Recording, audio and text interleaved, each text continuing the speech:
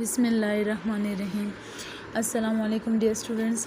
आज मैं आप लोगों को पढ़ाऊँगी beta oxidation of fatty acids कि फ़ैटी एसिड की किस तरह बीटा ऑक्सीडेशन होती है। सबसे पहले मैं आप लोगों को ये बताऊंगी कि जो है तो फैटी एसिड्स को सबसे पहले एक्टिवेट किया जाता है। उसके अंदर हमारे पास एसाइल को ए का मॉलिक्यूल इंसर्ट कर दिया जाता है और उसके बाद फिर बीटा ऑक्सीडेशन शुरू होती है। बीटा ऑक्सीडेशन के 4 स्टेप्स हैं। 4 स्टेप्स के अंदर बीटा ऑक्सीडेशन कंप्लीट हो जाती है। बीटा ऑक्सीडेशन के जो ख़ुद ज़ाती 4 स्टेप्स हैं उसके बाद हमें मिलते हैं एसिटाइल को ए। एसिटाइल को ए हमारे पास क्रेब्स साइकिल में जाते हैं और उधर से हमें NADH और FADH मिलते हैं और कार्बन डाइऑक्साइड रिलीज़ हो जाती है। और NADH FADH जो होते हैं वो इलेक्ट्रॉन ट्रांसपोर्ट चेन में जाते हैं और उधर जो है तो फोटोफॉस्फोरिलेशन के ज़रिए से ATPs हमारे पास बनते हैं। तो आइए सबसे पहले देखते हैं कि 4 स्टेप्स ऑफ बीटा ऑक्सीडेशन हमारे पास क्या हैं। सबसे पहला स्टेप एसाइल को ए है कि जब फैटी एसिड के साथ एसाइल को मतलब एस को ए यानी कि जो को ए का ग्रुप है वो लग चुका है। को ए का एक बहुत बड़ा मॉलिक्यूल होता है। मैंने पहले भी आप लोगों को एक्सप्लेन किया था कि बहुत बड़ा मॉलिक्यूल होता है, उसके साथ एक सल्फ़र का मॉलिक्यूल और उसके साथ एक हाइड्रोजन होता है। जब को ए किसी चीज़ के साथ अटैच हो जाता है तो हाइड्रोजन बीच में से रिमूव हो जाता है, सल्फ़र का हाइड्रोजन हट जाता है और सल्फ़र बॉन्ड बना लेता है उस कार्बन के साथ। तो अब ये हमारे पास जो मॉलिक्यूल है इसको हम कहते हैं एसाइल को ए। ठीक है, अब इसमें क्या होगा कि एक एंजाइम होगा एसाइल को ए डिहाइड्रोजिनेज। ये स्टेप नंबर 1 है। स्टेप नंबर 1 को हम alpha beta dehydrogenation of acyl को ए भी कहते हैं। अल्फ़ा बीटा डिहाइड्रोजिनेशन देखिए, जो हमारे पास फैटी एसिड का कार्बोनाइल कार्बन है वो कार्बन नंबर 1 होता है। और अगर हम आयोपिक सिस्टम की बात ना करें और कॉमन नोमेनक्लेचर जो होता है उसमें हम जो एसाइल को मतलब जो कार्बोनाइल कार्बन के साथ वाला कार्बन होता है उसको हम अल्फ़ा कार्बन बोलते हैं और उसके जो एडजेसेंट वाला होता है उसको हम बीटा कार्बन बोलते हैं।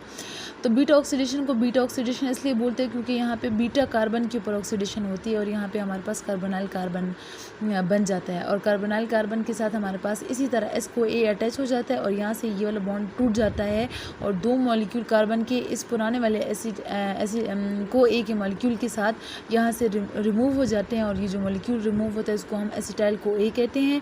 और जो डबल बॉन्ड होता है ऑक्सीजन का और कार्बन का वो यहाँ पे इस जगह पे इंसर्ट इस वाले कार्बन के साथ इंसर्ट हो जाता है। इसी वजह से हम इसको बीटा ऑक्सीडेशन कहते हैं। अब फर्स्ट स्टेप में क्या होगा, जैसे कि इसका नेम इंडिकेट कर रहा है कि ये क्या है, alpha beta dehydrogenation of acyl को ए, यानी कि अल्फ़ा और बीटा इन दोनों के दरमियान में क्या होगी, डिहाइड्रोजिनेशन होगी।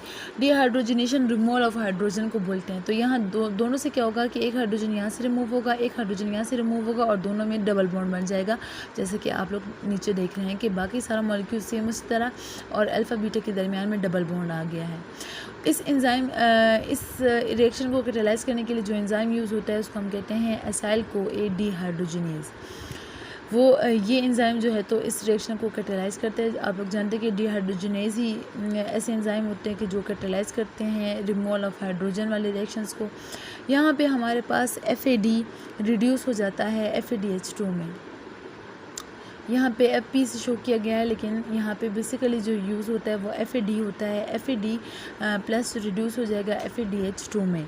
ठीक है, और आगे फिर ये रेस्पिरेटरी चेन में जाता है इलेक्ट्रॉन ट्रांसपोर्ट चेन में और वहाँ से क्या होते हैं कि FAD के 2 हाइड्रोजन जो होते हैं उनको ऑक्सीजन पिक करता है और साथ में क्या होते हैं हमारे पास 2 ATPs इससे बनते हैं। तो इसी वजह से इसको अप्रोक्सीमेटली 2P लिखने का मकसद ये था कि इससे 2 ATP हमें इलेक्ट्रॉन ट्रांसपोर्ट चेन के ज़रिए से मिलेंगे। ठीक है, अब जो रिजल्टिंग मॉलिक्यूल हमारे पास एसिटाइल को ए से बनता है इसको हम कहते हैं कि 2 ट्रांस इनॉइल को ए। ठीक है, इसको हम डेल्टा 2 ट्रांस इनॉइल को ए कहते हैं। अगर आयोपिक सिस्टम को देखा जाए तो जो है तो ये कार्बन नंबर 1 हो गया और ये कार्बन नंबर 2 हो गया। चूँकि डबल बॉन्ड जो है वो कार्बन नंबर 2 और 3 के दरमियान है, और आप लोग जानते हैं कि जब दो जो है तो कार्बन के दरमियान में बॉन्ड होता है, तो हम जब आयोपिक सिस्टम के ज़रिए इसको लिखते हैं तो हम जो कम नंबर वाला कार्बन होता है उसको मेंशन करते हैं कि हम कहते हैं कि 2 के ऊपर डबल बॉन्ड है।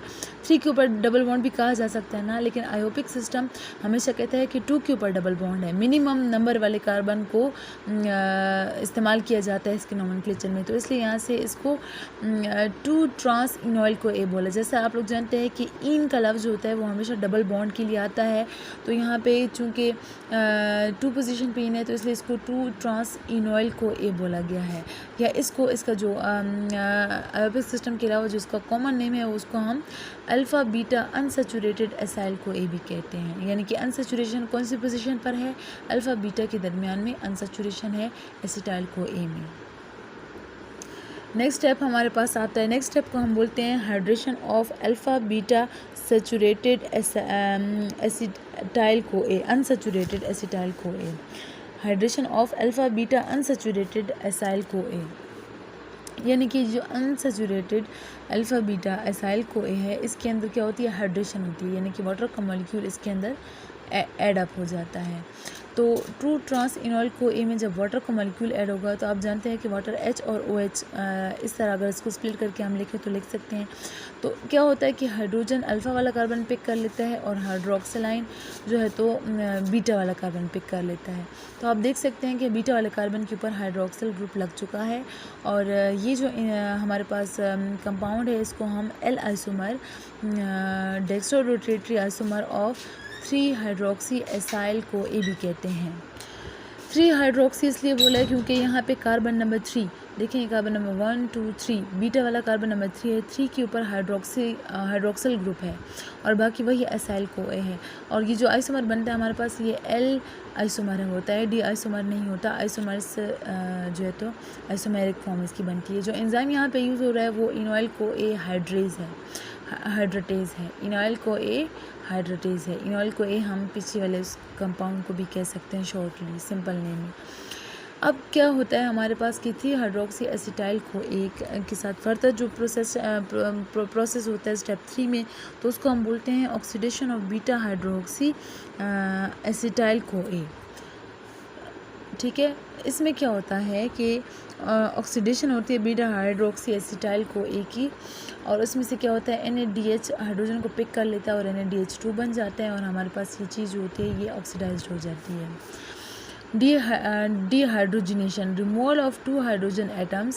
The 3 hydroxyl acyl CoA undergo the further dehydrogenation on the carbon 3, catalyzed by the enzyme 3-hydroxy acyl CoA dehydrogenase to form corresponding 3-keto acyl CoA, जिसको हम बीटा कीटो एसाइल CoA भी कहते हैं। देखिए, जो hydrogen remove हो रहे हैं वो दोनों कार्बन नंबर 3 से हो रहे हैं, ये दोनों बीटा वाले कार्बन से हो रहे हैं। तो जो NADH आएगा तो वो एक हाइड्रोजन ऑक्सीजन के साथ वाला पिक करेगा और एक हाइड्रोजन जो कार्बन के साथ वाला था इसको पिक करेगा। तो 2 हाइड्रोजन जो रिमूव होंगे वो दोनों बीटा कार्बन से रिमूव होंगे। ठीक है, और इसके बाद क्या बनेगा कि कार्बन अपनी वैलेंसी को सेटिस्फाई करने के लिए ऑक्सीजन के साथ डबल बॉन्ड बना लेगा, और यहाँ पे हमारे पास अब कार्बोनाइल कार्बन बन चुकी है जिसको हम कीटो कहते हैं। आप जानते हैं कि जब कार्बोनाइल कार्बन दोनों तरफ से किसी भी अल्काइल ग्रुप में घिरा हो तो उसको हम कीटो बोलते हैं, तो इस वजह से इसको यहाँ पे कीटो का नाम दिया गया है। ठीक है, तो इसमें से क्या हो गया कि 2 हाइड्रोजन रिमूव होने के बाद हमारे पास कीटो बन गया। जो कंपाउंड हमारे पास बना है वो बना है in the presence of 3 hydroxy acyl CoA dehydrogenase. ये वो एंजाइम है जो इस रिएक्शन को कैटालाइज करता है। 3 हाइड्रोक्सी इसलिए क्योंकि 3 के ऊपर हाइड्रोक्सी था, एसाइल CoA डीहाइड्रोजिनेज इसलिए क्योंकि ये एसाइल CoA डीहाइड्रोजिनेज में से हमारे पास हाइड्रोजन को रिमूव कर रहा है। इसको हम beta hydroxy acetyl CoA dehydrogenase भी कहते हैं, एसाइल CoA डीहाइड्रोजिनेज। ठीक है, जो रिजल्टिंग कंपाउंड है वो क्या है? 3 कीटो एसाइल CoA या बीटा कीटो एसाइल CoA भी इसको हम बोलते हैं। ये था हमारे पास स्टेप नंबर 3। आगे हमारे पास स्टेप नंबर 4 है। स्टेप नंबर 4 को हम थायोलाइसिस भी बोलते हैं या थायोक्लास्टिक सिशन भी बोलते हैं। इसमें क्या होता है कि जो है तो ब्रेक हो जाता है, अल्फ़ा और बीटा का बॉन्ड ब्रेक हो जाता है, और इसको जो ब्रेक करता है तो उसको थायोल ग्रुप जो है तो ब्रेक करता है। थायोल ग्रुप एसएच ग्रुप को बोलते हैं। कमिंग एसिटाइल को ए जो हमारे पास एसिटाइल को ए ग्रुप जो हमारे पास आएगा, कमिंग को ए ग्रुप का जो थायोल ग्रुप है एसएच ग्रुप, वो अल्फ़ा और बीटा के दरमियान के बॉन्ड को तोड़ देता है, और इस थायोल ग्रुप के बॉन्ड तोड़ने की वजह से इस स्टेप को हम थायोलाइसिस बोलते हैं। ठीक है, थायोलेज वो एंजाइम होता है जो इस रिएक्शन को कैटालाइज करता है। सिंपली हम इसको थायोलेज बोलते हैं। अगर इसका पूरा नाम लिया जाए तो उसको हम बीटा कीटो थायोलेज भी कहते हैं, क्योंकि ये बीटा वाले कीटो को जो है तो स्प्लिट करेगा, और थायोलेज जो है, थायोल ग्रुप जो है तो वो बीटा वाले कीटो के साथ बॉन्ड बना लेगा, और हमारे पास क्या बन जाएगा, 3 कीटो एसाइल को ए से बन जाएगा एसाइल को ए, सिंपल एसाइल को ए बन जाएगा 2 carbon less than the original one. ये वाले दोनों कार्बन अलग हो जाएंगे, यहाँ से ये बॉन्ड टूट जाएगा और ये बन जाएंगे एसिटाइल को ए। ठीक है, और जो पीछे रिमेनिंग था कार्बोनाइल कार्बन, उसके साथ हमारे पास को ए ग्रुप लग जाएगा, तो वो हमारे पास वो भी एसाइल को ए बन जाएगा, लेकिन 2 carbon less than the original one होगा। ओरिजिनल वाले से, शुरू वाले स्टार्ट वाले से 2 कार्बन लेस देन होगा। ठीक है, अच्छा, एसिटाइल को ए के बारे में लिखा है कि ये इंटर द क्रैब साइकिल, ये क्रैब साइकिल में इंटर होगा, और फर्दर वही हमारे पास सिट्रेट, आइसोसिट्रेट, अल्फ़ा कीटोग्लूटारेट, और वही सारा प्रोसेस 3 NADH बनेंगे, NADH रिड्यूस होंगे, मतलब 3 NAD रिड्यूस होकर 3 NADH2 बन जाएंगे, और एक FADH2 बनेगा हमारे पास क्रैब साइकिल के ज़रिए से। अब ये जो एसाइल को ए 2 carbon less than the original one था, तो ये क्या करेगा, ये दोबारा इंटर होगा बीटा ऑक्सीडेशन में, और दोबारा इसमें से क्या होगा कि 2 कार्बन के रेजिड्यू इसमें से एसिटाइल को ए की फॉर्म में निकल जाएंगे। देखें, अब इस दफ़ा क्या होगा कि ये वाला कार्बन ओरिजिनल कार्बन है, ये वाला अल्फ़ा होगा, और इस कार्बन को, इस आर को हम अल्काइल ग्रुप को खोल के लिख लेंगे, इसके साथ जो अल्फ़ा के साथ वाला है उसको हम बीटा बोलेंगे। नेक्स्ट टाइम फिर बीटा के ऊपर ऑक्सीडेशन होगी, सेम वही प्रोसेस होगा। सबसे पहले डबल बॉन्ड आ जाएगा अल्फ़ा और बीटा के दरमियान में, फिर उसके बाद उसकी हाइड्रेशन हो जाएगी, वाटर मॉलिक्यूल इंटर होगा, इस तरीके से क्या हाइड्रोक्सल ग्रुप बीटा वाले को मिलेगा।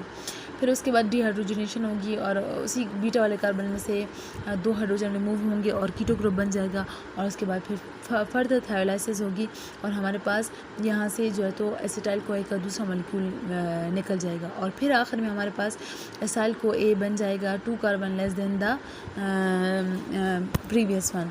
तो फिर 2 कार्बन मज़ीद कम हो जाएंगे, तो इस तरह 2 कार्बन कम होते जाएंगे, और हमारे पास एसिटाइल को ए बनते जाएंगे।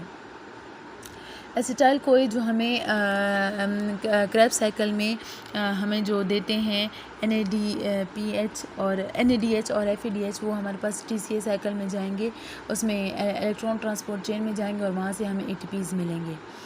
अच्छा, अब अगर बात करूँ मैं पाल्मेटिक एसिड की जिस टाइम ऑक्सीडेशन होती है, चूँकि आप लोग जानते हैं कि पाल्मेटिक एसिड हमारे पास 16 carbon amino acid fatty acid है, 16 कार्बन का फैटी एसिड है। तो पाल्मेटिक एसिड 7 टाइम्स हमारे पास बीटा ऑक्सीडेशन करेगा, और 7 टाइम बीटा ऑक्सीडेशन करने की वजह से उस जो है तो हमें इसके कितने मॉलिक्यूल्स मिलेंगे, 7 टाइम्स जब बीटा ऑक्सीडेशन होगी तो हर दफ़ा एक मॉलिक्यूल एसिटाइल को ए का रिमूव होगा, तो 7 मॉलिक्यूल एसिटाइल को ए के यहाँ पे रिमूव हो जाएंगे। अब 7 मॉलिक्यूल्स के अंदर कितने कार्बन है, 7 2 ज़ार 14, क्योंकि हर एक मॉलिक्यूल के अंदर 2 कार्बन है, तो इसलिए 7 को 2 के साथ मल्टीप्लाई करेंगे तो 7 2 ज़ार 14, तो 14 कार्बन हमें बीटा ऑक्सीडेशन की वजह से रिमूव हो गया। अब चूँकि पाल्मेटिक एसिड ख़ुद 16 कार्बन का था, तो जो आखिरी बचेगा उसको ख़ुद बीटा ऑक्सीडेशन की ज़रूरत नहीं पड़ेगी, बल्कि वो ख़ुद एसिटाइल को ए होगा, 2 कार्बन रेजिड्यू होगा एसिटाइल को ए।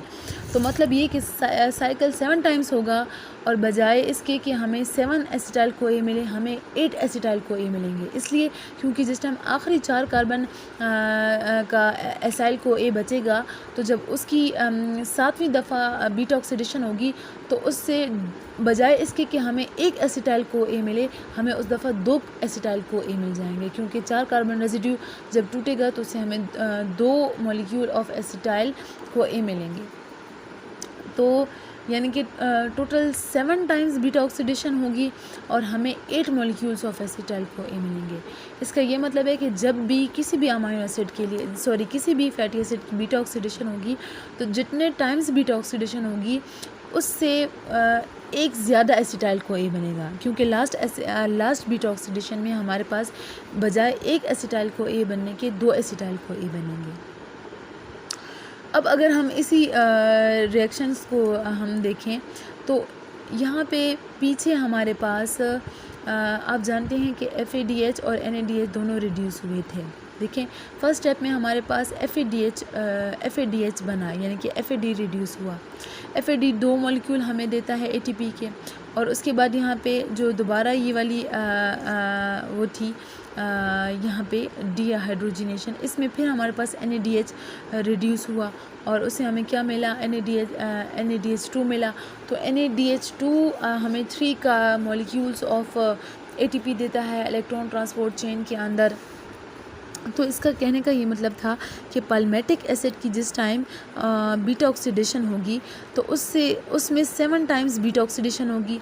तो आप जानते हैं कि एक बीटा ऑक्सीडेशन से अगर एक FADH और एक NADH2 बन रहा है तो 7 टाइम्स जब उससे होगी तो उससे हमारे पास 7 मॉलिक्यूल्स ऑफ NADH2 और FADH2 7 मॉलिक्यूल्स दोनों के बनेंगे। FADH2 के भी 7 बनेंगे और NADH2 के भी 7 बनेंगे।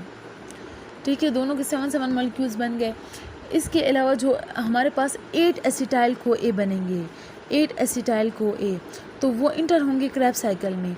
और क्रेब्स साइकिल से आप जानते हैं कि हमें 3 NADH मिलते हैं और 2 FADH2 मिलते हैं ना, 1 FADH2 मिलता है एक क्रेब्स साइकिल से, 1 FADH2 हमें मिलता है। तो एक क्रेब्स साइकिल में हमें 4 मॉलिक्यूल मिल रहे हैं, 3 NADH2 के मिल रहे हैं और 1 मॉलिक्यूल जो है हमें FADH2 का मिल रहा है। तो आप अंदाज़ा करें कि कितने बहुत सारे हमारे पास NADH2 और FADH2 बन रहे हैं। अब सिर्फ बीटा ऑक्सीडेशन से 7 NADH2 बन रहे हैं और 7 FADH2 बन रहे हैं, तो जो टोटल 8 एसिटाइल को ए हैं वो हमारे पास जो है तो हर एक जो है तो 3 NADH2 दे रहे हैं और 1 FADH2 दे रहे हैं। तो अगर इसको हम मल्टीप्लाई करें तो 8 2 ज़ा 16 और 8 3 ज़ा 21, तो इसका ये मतलब है कि 21 NADH2 मिलेंगे और 8 FADH2 हमें सिर्फ उससे क्रेब्स साइकिल के ज़रिए से मिलेंगे। तो अगर हम प्लस करें 21 NADH जो क्रेब्स साइकिल में बन रहे हैं और 7 FADH जो हमें बीटा ऑक्सीडेशन में मिल रहे हैं, तो टोटल 28 FADH2 बन रहे हैं और 28 NADH2 बन रहे हैं। और बीटा ऑक्सीडेशन में 7 FADH2 जो बन रहे थे वो उनको प्लस करें हम 8 FADH2 में जो हमें क्रेब्स साइकिल में मिलेंगे, तो ये हमारे पास बनते हैं 15 FADH2। तो फिर अगर आप आगे फर्दर मल्टीप्लाई करें 28 को 3 के साथ, तो उससे हमें कितने ATPs मिल रहे हैं इसकी कैलकुलेशन, और फिर 15 को मल्टीप्लाई करें 2 के साथ, तो उससे हमें कितने ATPs मिल रहे हैं इसकी कैलकुलेशन आपके पास आ जाएगी। तो इस तरह जो है तो टोटल ऑफ अबाउट 128 हमारे पास ATPs के मॉलिक्यूल बन सकते हैं एक पाल्मेटिक एसिड की ऑक्सीडेशन के दौरान। तो इसका ये मतलब है कि फ़ैटी एसिड बहुत ज़्यादा एनर्जी रिलीज़ करते हैं और यही वजह है कि हम फ़ैट को बहुत ज़्यादा हाई सोर्स ऑफ एनर्जी कहते हैं कि ये एनर्जी का बहुत ज़्यादा कैलोरीज़ हमें देती हैं। 1 ग्राम ऑफ फ़ैट जो है तो हमें 9 किलो कैलोरीज़ ऑफ एनर्जी देता है, जबकि 1 ग्राम ऑफ ग्लूकोज हमें 4 किलो कैलोरीज़ ऑफ एनर्जी देता है। तो यही वजह है कि ये बहुत ज़्यादा हाई कैलोरीज़ हमें देते हैं, क्योंकि इससे हमारे पास सारे के सारे FADH2 और NADH2 बनते हैं, जो कि इलेक्ट्रॉन ट्रांसपोर्ट चेन में हमें बहुत सारे ATPs देते हैं। तो आज के लेक्चर के लिए इतना काफ़ी था। इंशाल्लाह नेक्स्ट टाइम नए लेक्चर के साथ मुलाकात होगी। तब तक के लिए अल्लाह हाफ़िज़।